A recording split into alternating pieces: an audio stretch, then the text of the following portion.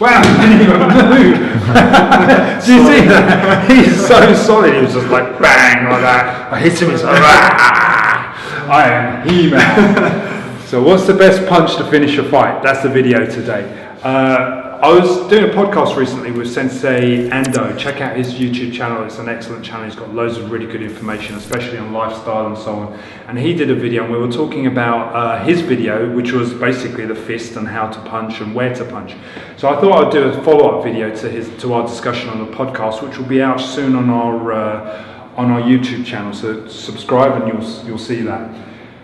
Everybody's always sort of so fixated with the type of punch that they should do and how hard they should hit. But basically the fist is really related to the shape of the body, and that's the way you've got to look at it. Let me give you a classic example. In Wing Chun, we're fixated with this upright vertical fist because when we punch at close range, bang, it keeps our elbow in, and we've got this straight line going from our fist to our elbow to our shoulder. I've spoken about it in a number of videos before anyway.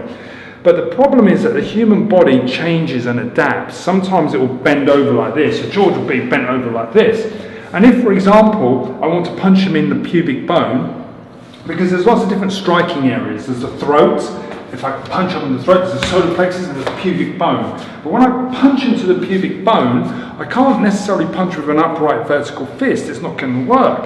The reason why it's not going to work is very simple. It's just simple biomechanics. If I try to punch down, I lose range anyway, the length of the arm. But if he's doubled over like this and I'm punching, it's even worse for trying to reach, and I don't get a solid contact with my knuckles.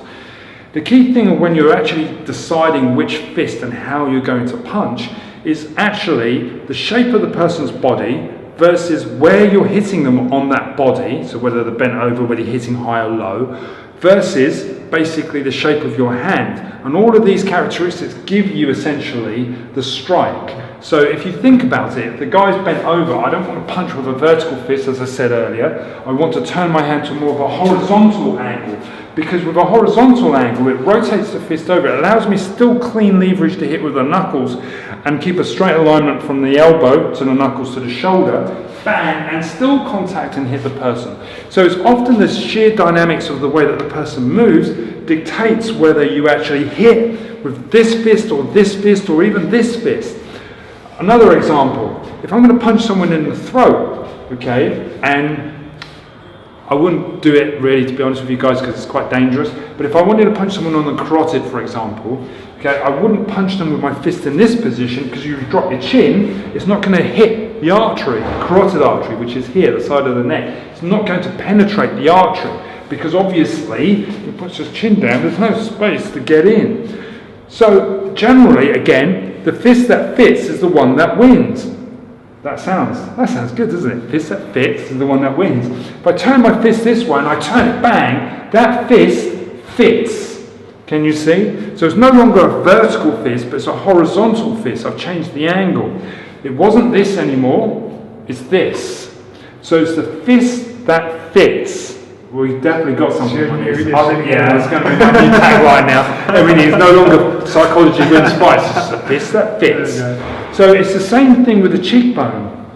If you want to strike the cheekbone, for example, okay, if you angle your fist, your knuckles fit straight into that cheekbone. Whereas if I punch like this, my knuckles, can you feel? What's the difference between that and that? That just slots in. Yeah. The other one's just on the surface. Right, so he can feel that. So what he can feel straight away, when I punch with and I angle the fist more, my knuckles go straight into the cheekbone. So that means when I punch up, I can punch up into the cheekbone, obviously crack the cheekbone and the eye orbital, because this is the eye orbital, or I can punch into the side of the neck. I can also penetrate the side of the jaw. That's another way of doing that. So when I'm striking, I can hit, and I can hit with the knuckles, bang, and catch the hinge of the jaw this way, turning the fist inwards. So I guess the point is, and keep it short and sweet for this video, is the right fist for a fight is actually dependent on the person or the surface of their body that you're hitting, not actually what you want to do. So you have to be able to be good at all of the areas and all of the strikes and all of the, if you like, the variables that actually give you those situations. There's tons more, and I'm going to follow them up in another video. We'll look at the face in a minute, but if you subscribe and come back to us, you'll see the follow-up video. Thanks for watching.